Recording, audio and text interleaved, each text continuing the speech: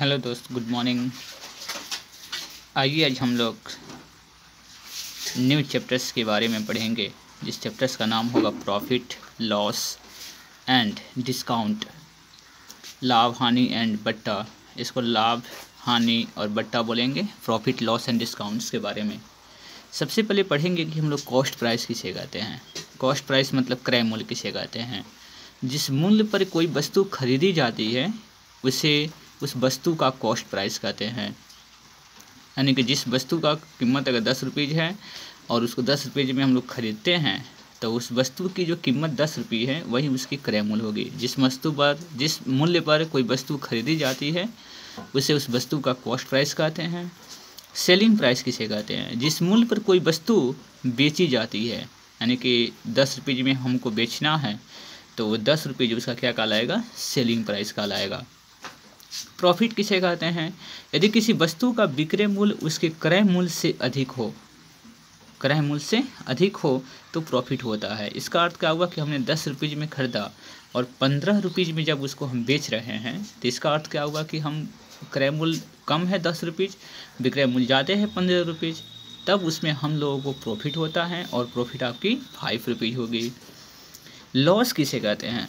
Loss के बारे में पढ़ेंगे तो यदि किसी वस्तु का क्रय मूल्य उसके विक्रय मूल्य से अधिक न हो, यदि किसी वस्तु का क्रय मूल्य उसके विक्रय मूल्य से अधिक हो, अर्थात इसमें क्रय मूल्य अधिक है और इसमें विक्रय मूल्य अधिक है, इसका अर्थ समझेंगे। यानी कि किसी वस्तु का क्रय मूल्य उसके विक्रय मूल्य से अधिक हो तो उसे लॉस होता है। उस स्थिति में क्या होता है, लॉस होता है। जैसे हमने 20 रुपये में खरीदा और 15 रुपये में जब उसको हम बेच रहे हैं तो हमारा क्रय मूल्य 20 रुपये अधिक है ना विक्रय मूल्य से, तब हम लोग कहेंगे कि उस स्थिति में आपको लॉस हो रहा है।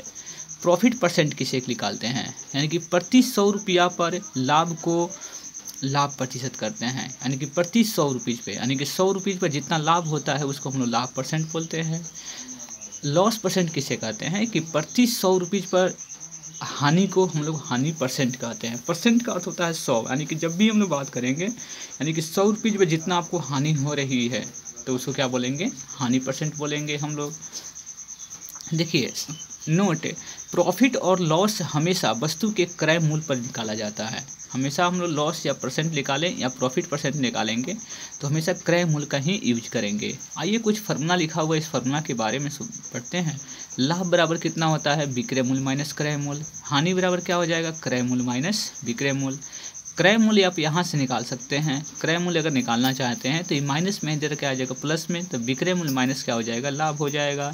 यदि क्रय मूल्य हानि के सापेक्ष में निकालना है तो क्रय मूल्य आपके पास हो जाएगा विक्रय मूल्य प्लस से हानि हो जाएगा। इस चारों फार्मूला हमारा फंडामेंटल चीज़ है। फंडामेंटल चीज़ आपको 2 फार्मूला हैं और इसी से हम लोग आपको फार्मूला निकाल सकते हैं। आइए हम लोग चलते हैं। अब इसमें लाभ प्रतिशत किस प्रकार निकालते हैं। लाभ प्रतिशत निकालने की फार्मूला क्या होती है। लाभ प्रतिशत का फार्मूला होता है लाभ बटा क्या होता है, क्रय मूल्य इंटू क्या होते हैं, 100। इसका अर्थ क्या हुआ कि लाभ परसेंट जब भी निकालना होगा क्रय मूल्य पर निकालेंगे। आपको बताया गया था लाभ परसेंट हमेशा क्रय मूल्य पर निकालेंगे या हानि परसेंट क्रय मूल्य पर निकालेंगे। तो लाभ बटा क्रय मूल्य इंटू 100% लगा देंगे। हानि परसेंट जब आपसे पूछा जाएगा तो हानि बटा क्रय मूल्य इंटू क्या हो जाएगा, 100% हो जाएगा। आइए इसमें टाइप 1 देखते हैं। टाइप 1 किस प्रकार के क्वेश्चंस आपके पास मिलेंगे। हम आपको इसमें 21 टाइप्स के क्वेश्चंस को अटेम्प्ट करने का प्रयास करेंगे और इस सभी जितने भी आपके पास आजकल जितने भी ट्रेंड बनी हुई है एग्ज़ाम को लेकर कंपटीशन से, इसके अलावा आपको 20 टाइप्स के अलावा क्वेश्चंस कभी भी नहीं दिए जाएंगे।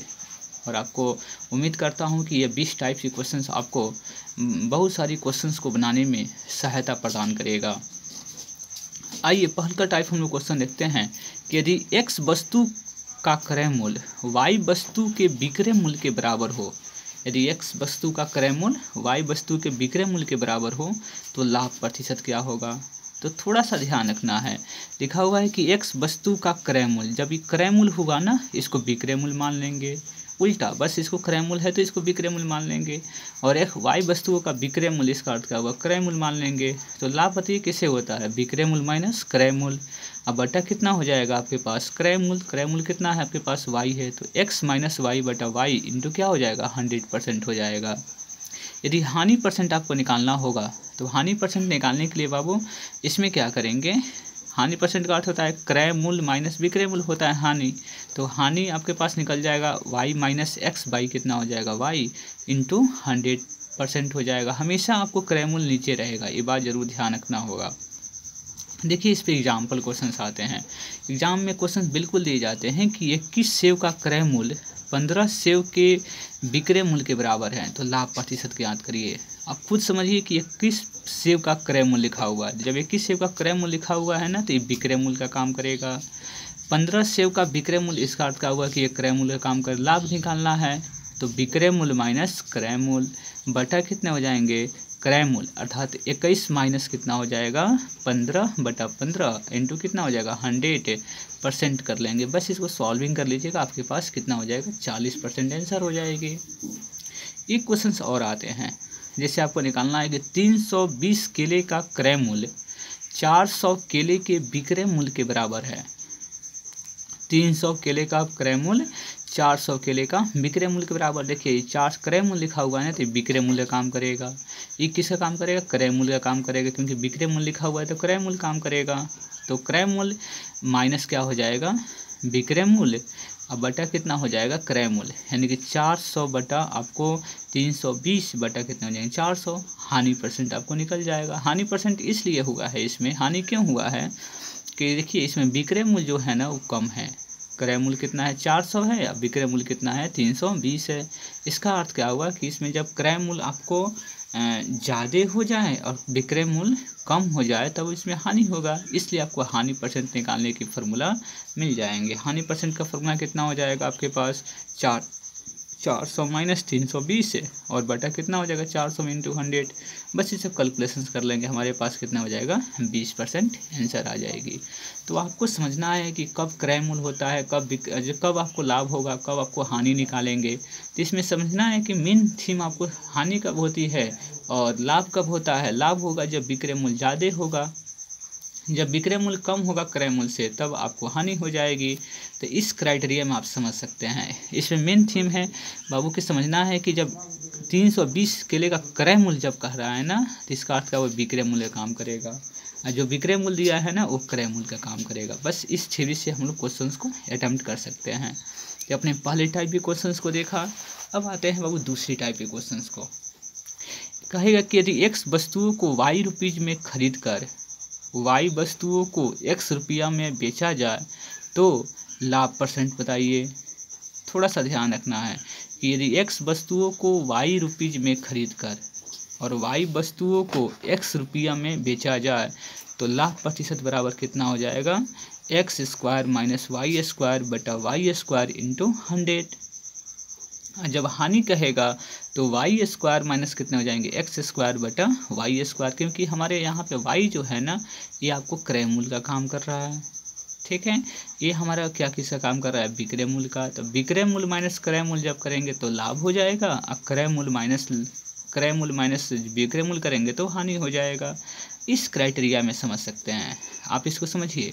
यहाँ पे ऐसे भी शॉर्ट कट ट्रिक बताई जा सकती है कि अगर x वस्तुओं को y रुपीज में खरीदा जाए और y वस्तुओं को x रुपीज में बेचा जाए, देखिए ऊपर वाला खरीदारी है और नीचे वाला क्या है बेचना है, यानी कि x वस्तुओं को y रुपीज में खरीद कर y वस्तुओं को x रुपीज में बेचा जाए, तो बेचा जाए तो आपको लाभ निकालना है और हानि निकालना है। लाभ परसेंट और हानि परसेंट निकालनी है। तो जब भी हमारे पास मल्टीप्लाई कर लेंगे एक्स स्क्वायर माइनस कितने हो जाएंगे वाई स्क्वायर बटा वाई स्क्वायर करेंगे, क्योंकि हमारे देखिए बेचना का अर्थ क्या हुआ, आपको समझ में आ रहा होगा विक्रय मूल्य है ना, लेकिन ये क्रय मूल्य काम करेगा। वाई कितना है क्रय मूल्य हो जाएगा। इसको समझना, इस थ्योरी पे क्वेश्चंस बनेंगे। आप आइए कुछ थ्योरी पे क्वेश्चंस बनाने का प्रयास करते हैं। यदि 10 रुपया की 12 की दर से पेंसिलों को खरीदता है, 10 रुपया की एक व्यक्ति 10 रुपया के 12 की दर से पेंसिलें खरीदता है और उन्हें 12 रुपये की 10 रुपये की दर से बेच देता है, तो उसका लाभ प्रतिशत ज्ञात करें। लाभ प्रतिशत ज्ञात करने का अर्थ क्या हुआ कि 10 रुपया पहले काम करेगा x का, ही काम करेगा y का। तो आपका फॉर्मूला कितना था, लाभ हम लोगों को निकालना है, लाभ प्रतिशत निकालना है ना। तो इसमें क्या करना होगा, देखिए 10 रुपया के 12 की दर से खरीदता है, 10 रुपया की 12 की दर से, और 12 रुपये में 10 की दर से बेचता है।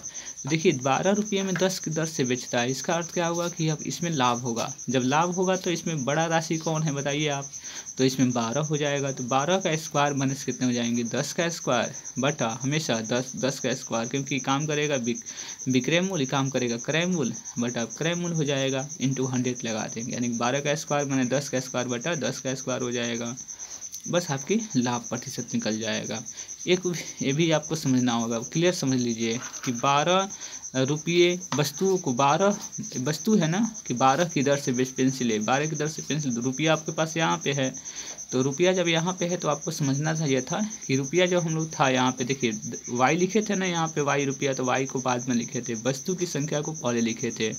तो पहले है वस्तु की संख्या 12 की दर से, 10 रुपये आपको बाद में आएगा। तो 12 वस्तुओं को 10 रुपये के हिसाब से बेचता है, खरीदता है, और 10 रुपया में 12 वस्तुओं के हिसाब से उसको बेचता है। तब इस कंडीशन के थ्रू से हम लोग इसको समझ सकते हैं कि 12 का स्क्वायर माइनस कितने हो जाएंगे, 10 का स्क्वायर बटा 10 का स्क्वायर इंटू कितने हो जाएंगे 100। बस इसे कैलकुलेशन कर लेंगे, 44% इसकी आंसर आ जाएगी।